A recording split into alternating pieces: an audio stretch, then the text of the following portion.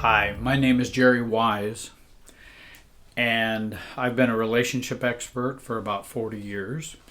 I'm a life and relationship coach, and I'm the director and founder of Jerry Wise Relationship Systems. As a self-expert, I want to talk about how the self operates within relationship systems today. And this video is entitled Enmeshment. Too much togetherness. Enmeshment is a term that a lot of people ask about and wonder, what does that mean? That over closeness experience that we have in relationships. And one of these key concepts is that too much togetherness concept of enmeshment. Let me give you some definitions of enmeshment. Enmeshment is a description of a relationship between two or more people in which personal boundaries are permeable and unclear. When we're very unwell defined, we're more likely to get enmeshed in relationships. We grow up in our family of origin being undefined and non-defined and dependent.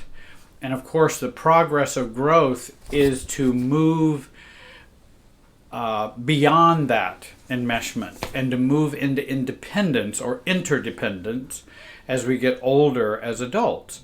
Well, many of us don't develop in that way. In fact, most people don't. And to become full, mature adults. And just because we reach an adult age doesn't mean we're an adult inside in our emotional field or our emotional systems.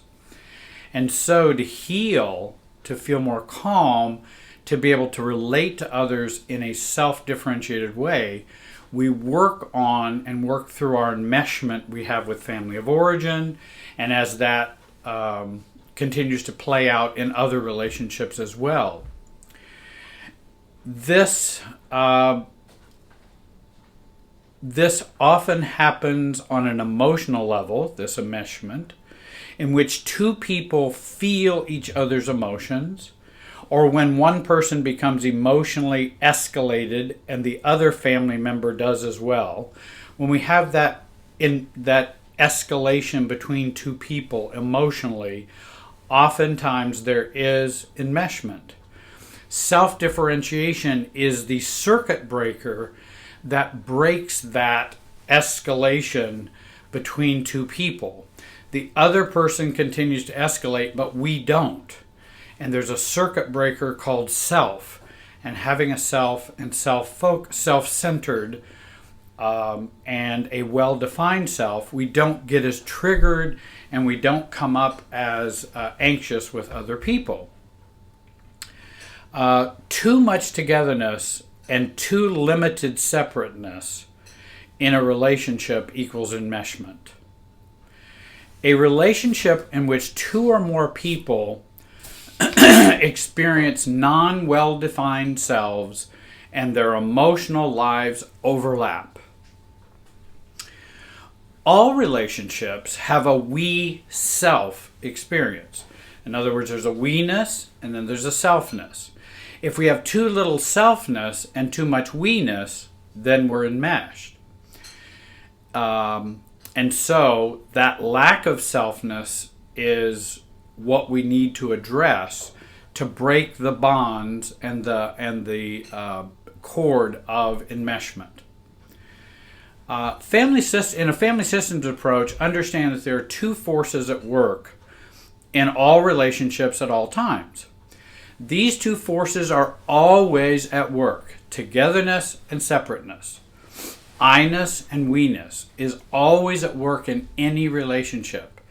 Once we begin to become aware of this and see this working, we're then more surgically able to make changes in our lives to not get caught in the trap of the we-ness with too little I-ness.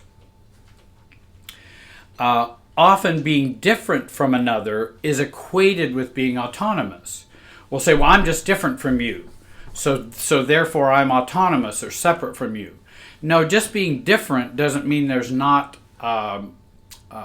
enmeshment. For example, if let's say in an alcoholic home, a child grows up in an alcoholic home and they decide, I'm going to hate alcohol, never drink alcohol, and I'm always going to have an anti-alcohol view of the world and myself. While that may be wise, because genetically it could be a problem for someone who's an adult child of an alcoholic to drink, because they have much higher chance of becoming alcoholic, that what happens is, because we are so different, in other words, I'm so opposed to alcohol, it's actually an anti-parent state that we're in. So we're very different, but we're not very autonomous. We're not ourselves. We're not neutral.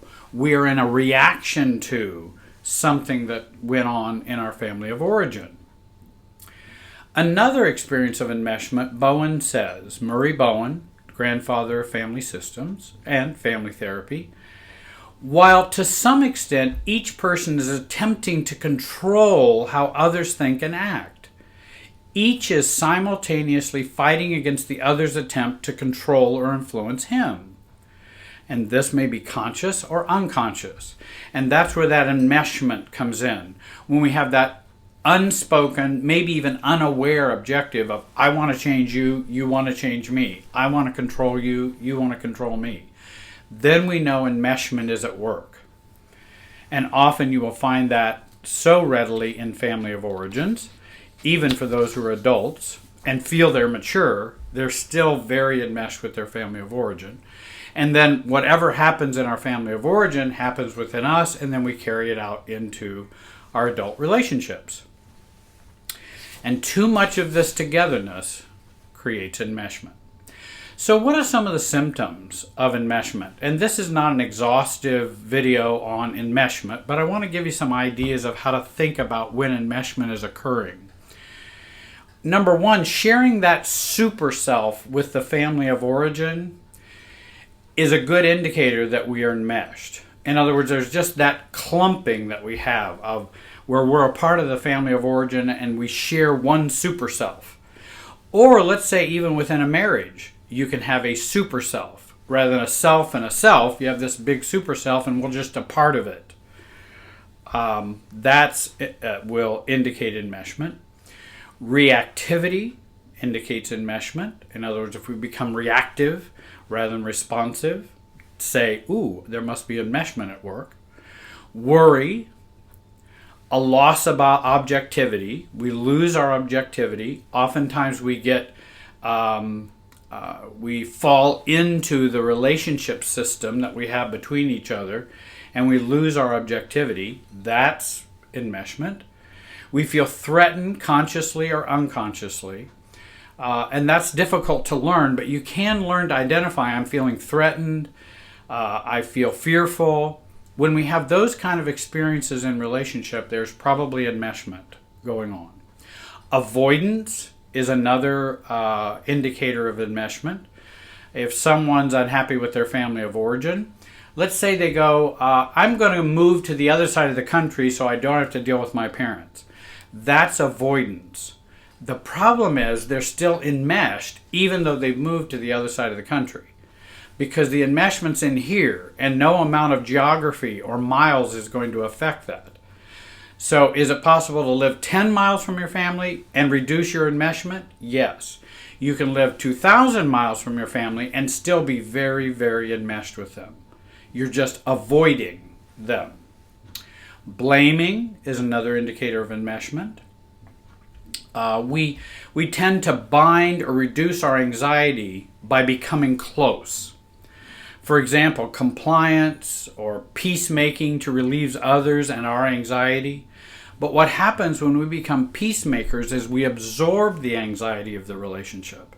We absorb it. And that's a part of that enmeshment process within family, within the relationship. Advice giving, especially advice that's not being asked. And even when I work with clients, one of the things that I am very careful about is I don't want to answer questions they're not asking. because I want to respect them and I want to value them. Now, if I feel there's something that might be helpful for them to know, I certainly will share it because we have this advice-giving relationship.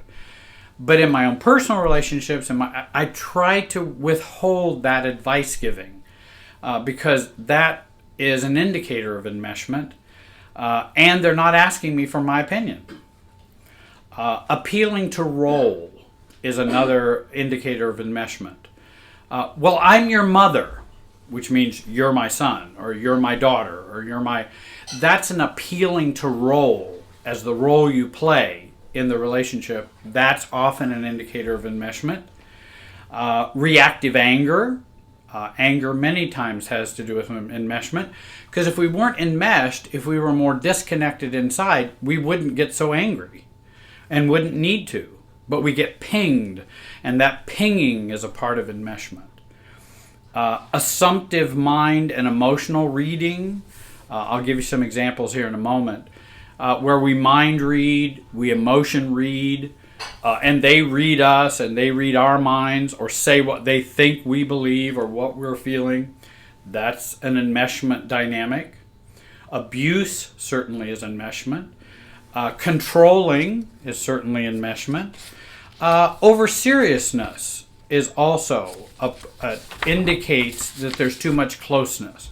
When we become over serious about the relationship, we want to stay more flexible and lighter and neutral. That will help us in reducing that enmeshment. When we obsess about somebody or obsess about a relationship, that's enmeshment. And that's why we've said many times, is it love or is it addiction? Because we obsess about a relationship. Remember, that equals enmeshment. Disrespect equals enmeshment. Why would I need to disrespect someone? Why would they need to disrespect me? Because there's over closeness going on. Boundary busting, not valuing boundaries. That's enmeshment. Bullying is an example of enmeshment. Triangulation is enmeshment at work. Love bombing, gaslighting, mind reading, as I've said before, all of those are a part of this enmeshment process. Now, why so many people want me to help them with all of those traits I just mentioned or all those symptoms? I like to get to the root of it and deal with enmeshment within us. That's going to help far more than if I just say, okay, let's just simply deal with the triangle. Let's deal with your enmeshment, which will help us deal with the triangle. Well, help me to stop obsessing, they might say. Well, let's deal with your enmeshment issues from family of origin and within you. You probably will then obsess less. So enmeshment's that underlying, that over closeness is kind of the underlying problem. Now here's some statements that reflect enmeshment. If you knew what was good for you, ... Well, that's unwelcome advice giving. That's enmeshment. I'm your mother. That's appealing to role. You can do X, you just don't want to. That's mind reading, if someone's sharing that with you. If you would just accept the way things are, then ... That's control. Mary told me you were mad at her. That's triangulating, and that feels enmeshing between the person talking to me and Mary. So when someone says something like that, we, the parents, won't communicate with you until your husband apologizes to us. I have clients right now who have that kind of a problem, and that's avoidance. We're so enmeshed with you that we're going to avoid you because we feel hurt or you're not doing what we think you should do. And so the parents withdraw from the daughter and son-in-law because your husband won't apologize to us. And it's over nothing. It's over a manufactured problem, not even a real offense. Parents send inappropriate gifts, money, after being repeatedly asked not to.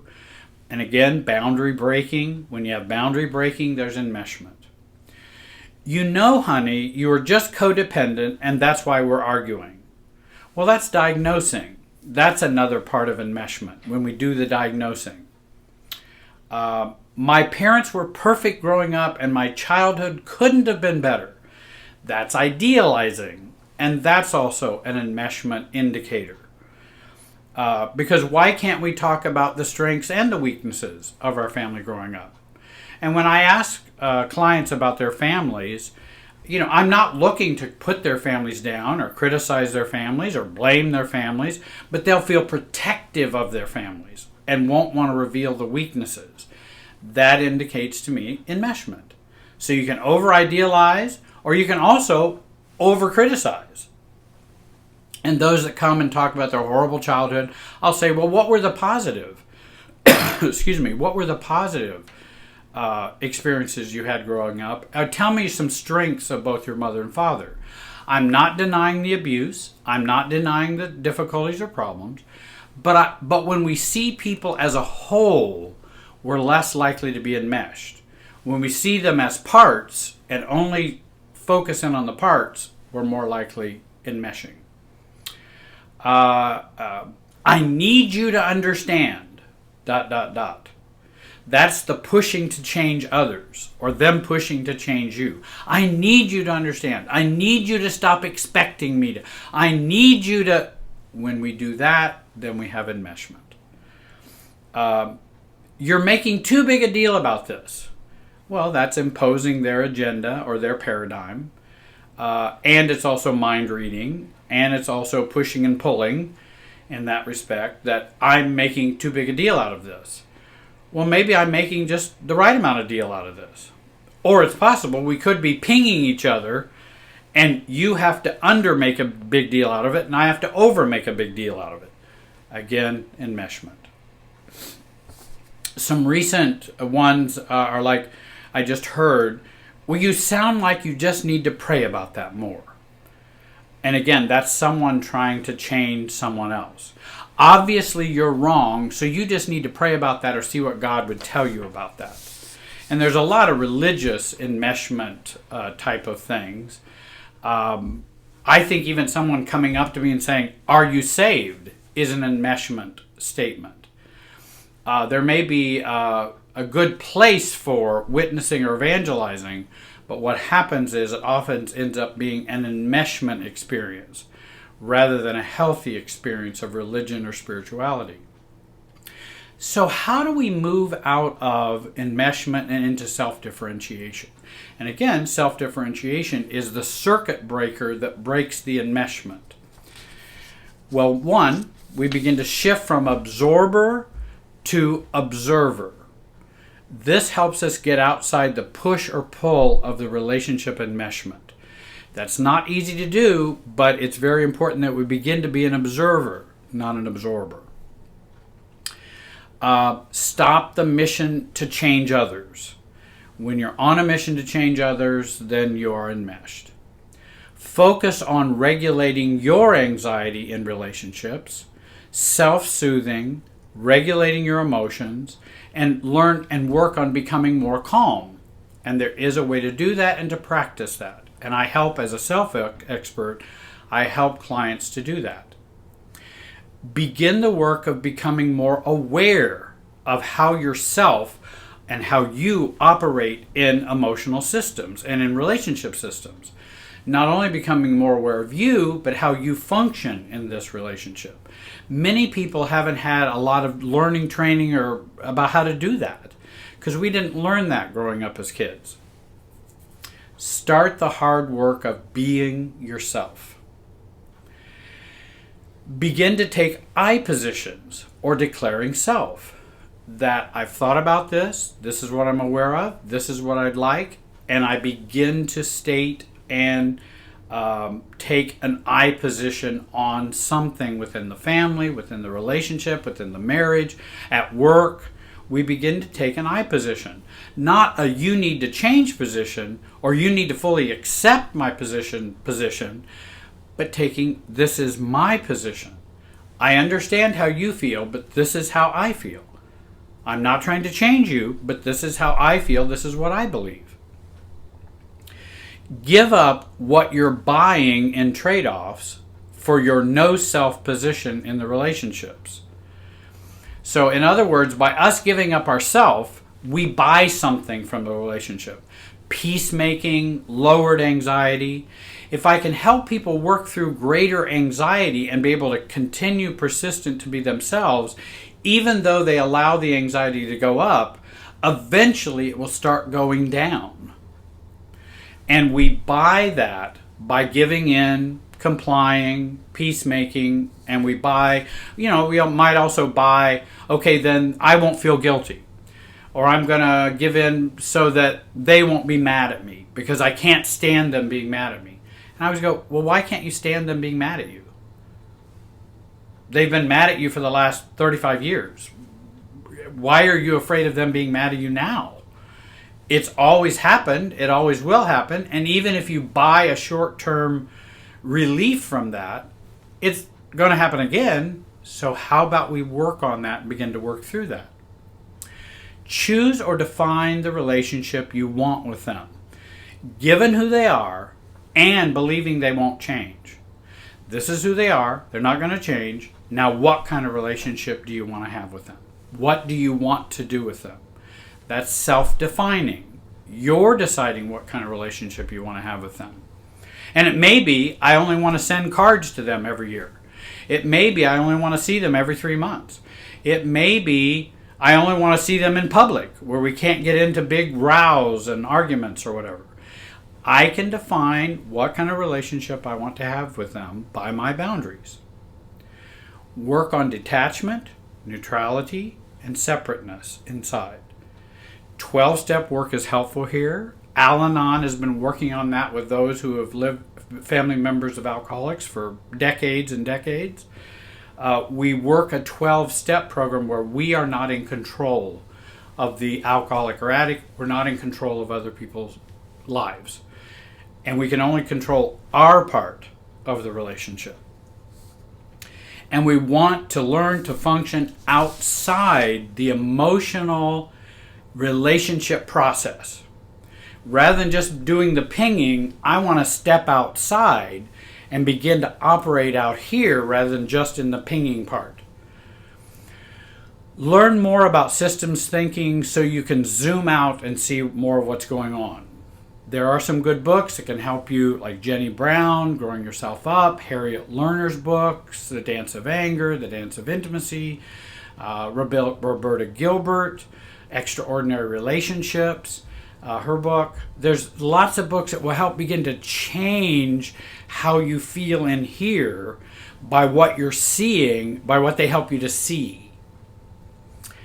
Become aware and manage the togetherness and separateness forces in your relationship. Start to become aware of that separateness and togetherness, and going, gosh, am I experiencing too much separateness? Am I experiencing too much togetherness right now? I need to become more aware of this and what's the push-pull going on here. With regard to enmeshment, we often need to feel less and think more. I'm not against feelings. I work with people and their feelings all of the time. And in fact, if you really want to find out what you're really feeling, think more and feel less. You're going to discover more of your real feelings rather than just what I call systems feelings, which is just the pinging back and forth. Just like there are 6 different types of guilt, one of the guilt is family of origin guilt, or that super self guilt in the family. That's not real guilt, that's the family guilt. That's not a real guilt of yours. Now, we really experience it, I understand that, but that's not real guilt, that's imposed guilt. And we want to work on that. Stay out of others' heads and feelings. And for those who are enmeshed, remember, distance will equal more closeness and more authenticity and more genuineness. So when we have more detachment, we actually can relate to people in a real, genuine, authentic way. That's more closeness. Well, I could go on for a long, long time, but I don't want to have you fall asleep on me. This is kind of an introduction to kind of enmeshment. I hope the video has been a help to you today. I hope you'll contact me. If you go to my website, www.jerrywiserelationshipsystems.com, You can send me your email address. I'll put you on the mailing list. I hope you'll join my Facebook page of the same name. Join this YouTube channel with the same name up there. I want to thank you very much for watching today, and have a great day.